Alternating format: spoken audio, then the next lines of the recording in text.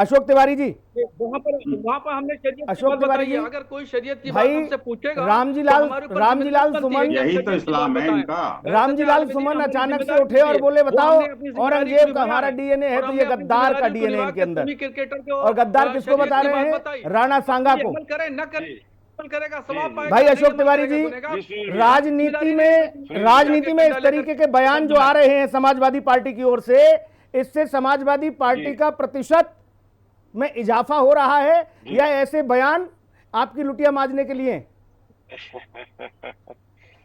देखिए सर, जनता समझदार है। जनता भी सारी चीजें वाकई बखूबी समझती वाकई है। जनता समझदार है, वाकई जनता समझदार है। जी, अरे भैया, हमको बोलने देंगे या हम चले जाएं उठ करके? नहीं नहीं, आप बोलने बोलिए देंगे सर। ये ना? आप तय करिए, ये आप तय सबसे करिए। लास्ट मेरा नंबर है, मुझसे मुझसे मुझसे उस तरह का डिबेट ना नहीं नहीं, करिएगा। अभी आपके बाद तो अपेक्षा अभी आपके बाद तो अवधेश पांडे भी हैं। नहीं नहीं, बीच में कोई बोलेगा नहीं। ठीक है सर, मैं जल्दी बोल से रहा जल्दी से। हूँ जी। ठीक है। गलत तरीका बोलेंगे गलत है। हाँ देखो, अभी ये मैंने शुरू भी ये नहीं किया, बात है। हमने शुरू अगर भी नहीं किया, समाजवादी ये भी बोलेंगे बोलना तो शुरू कर भारतवादी दिए। नहीं बोल सकते। यहाँ सुनील पर जी, इस तरह से बदसलूकी नहीं चल सुनील जी, पाएगी।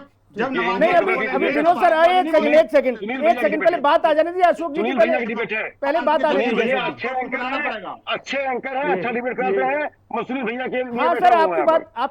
आपकी बात जा रही है, आपकी बात जा रही है, बस जल्दी से जी जी सर, बताइए, आपका कहां से आपने सवाल का गद्दार जवाब दे घोषित रहा कर हूँ। दिया राणा सांगा को भाई?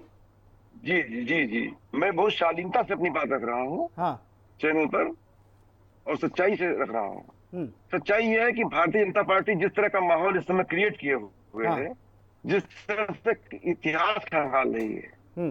भाजपा इस समय औरंगजेब का इतिहास हो या बाबर का हो या किसी भी मुगल सल्तनत का हो, इतिहास खंगालने पे जुटी हुई है।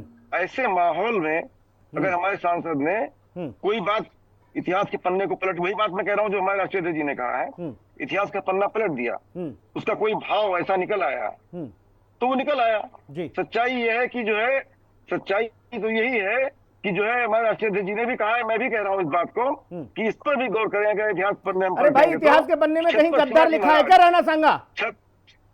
छत्रपति शिवाजी महाराज, जिनका पूरा देश आदर करता सर, है, गद्दार कहीं लिखा है क्या इतिहास के पन्ने में? अगर लिखा है तो समाजवादी पार्टी को छूट है, प्रचार करे। राज तिलक आज आज आज इतिहास के पन्ने में दर्ज है, उनका राज तिलक बाएं पैर के अंगूठे से किया गया था। सर, इतिहास के पन्ने में तो ये भी लिखा है ना कि बाबर थरथर कांपता था, इसकी और बाबर की हिम्मत नहीं थी कि पूरे हिंदुस्तान में अपनी हुकूमतें भाजपा शिवाजी आगे बढ़ा ले जब तक राणा सांगा है। पैर के अंगूठे से उसकी निंदा करेगी क्या भाजपा?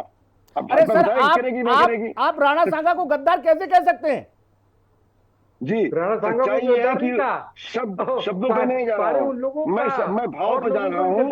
अगर वो कहीं भी इतिहास में दर्ज है कि बाबर को लाए थे, ये बात उन्होंने कह दी। अब उन्होंने कुछ और बातें कह दी, ये तो जो है उन्होंने कैसे कह दी? सच्चाई ये है कि इतिहासों में कई चीजें अलग है। कोई इतिहास कुछ कह रहा है, कोई इतिहास कुछ कह रहा है।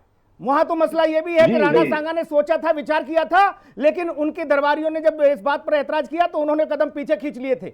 ये भी है ना।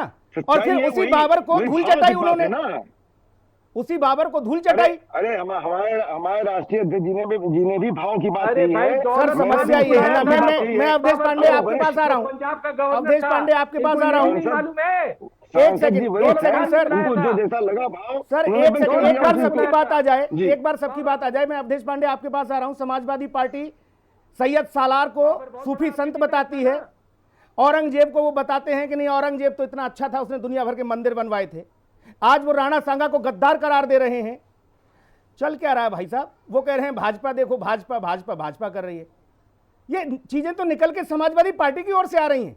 सांसद हो, विधायक हो, प्रदेश के अध्यक्ष हो, सब तो इसी पिच पे खेल रहे हैं। अवधेश पांडे सुनील जी, जी, अशोक जी की बात से तो ऐसा लग रहा है जैसे भारतीय जनता पार्टी के इशारे पर रामजीलाल सुमन जी ने बयान दिया हो। मैं आपके सवाल का जवाब देता हूं जी। जब से उत्तर प्रदेश के उपचुनाव में समाजवादी पार्टी का सुपड़ा साफ हुआ है, जब से दिल्ली में, हरियाणा के अंदर समाजवादी पार्टी के समर्थन देने के बावजूद भी इंडी गठबंधन पराजित हुआ है, से समाजवादी पार्टी का लाइन ऑफ एक्शन बदल गया है। अब शायद समाजवादी पार्टी के कार्यालय में एक नया इतिहास लिखा जा रहा है, और उस नए इतिहास में वो बाबर को औरंगजेब को, मसूद सालार गाजी को, ऐसे लोगों को, आक्रांताओं को, जिन्होंने देश में महापुरुषों का, नायकों का अपमान किया, जिन्होंने हिंदू धर्म को समाप्त करने की कोशिश की, जिन्होंने बहु बेटियों की इस्मत लूटी और जिन्होंने लूट के उद्देश्य से आक्रांता इस देश में आए, वो उनका महिमा मंडन कर रहे हैं। ऐसा भी हो सकता है कि समाजवादी पार्टी के कार्यालय से डॉक्टर राम मनोहर लोहिया की फोटो हटा ली जाए और वहां पर बाबर की फोटो लगा दी जाए, औरंगजेब की फोटो लगा दी जाए, और इस प्रकार से समाजवादी पार्टी अब जिन लोगों ने सनातन धर्म का अपमान किया, जिन लोगों ने मंदिरों को तोड़े, जिन लोगों ने बलात् धर्म परिवर्तन कराने की कोशिश की, ऐसे लोगों का महिमा मंडन समाजवादी पार्टी कर रही है। अशोक तिवारी से मैं पूछना चाहता हूं, संदर्भ है जिसके आधार पर वो कह सकते हैं कि राणा सांगा गद्दार थे। अरे राणा सांगा तो इस देश के महान सपूत वीर योद्धा थे और जिन्होंने बाबर को धूल चटाई बजाना के युद्ध में, ठीक, उन्होंने पूरे देश के अंदर राणा सांगा की संगठित लोगों को किया, वंशावली और चली आई, उसमें एक से एक पराक्रमी, उनसे लड़ाई लड़ी और एक से एक पराक्रमी वीर योद्धा पैदा हुए, लड़ने का काम किया। ठीक है, और मैं इस बात से सहमत हूं कि उनके पीठ में कोई घाव नहीं था। ठीक है, वो लगातार लड़ते योगेश्वर तिवारी सर आपके पास आ रहा हूं। फिर इसके बावजूद पराक्रम से लड़ते रहे। योगेश्वर लेकिन समाजवादी पार्टी ये राम का अपमान करती है, आक्रांताओं, ये जो है सनातन धर्म का भाई, आप पॉलिटिकल लोग, आपको तो जनता के बीच में जाना है, जनता आपके लिए तय कर देगी कि आप क्या सच बोल रहे हो, क्या झूठ पर उतर रहे हो, वो सारी चीजें वो राजनीतिक दलों को उसमें ज्यादा देखना चाहिए। हो सकता है समाजवादी पार्टी को लग रहा है कि इससे हमारा वोट बैंक मजबूत हो जाएगा, अच्छी बात है।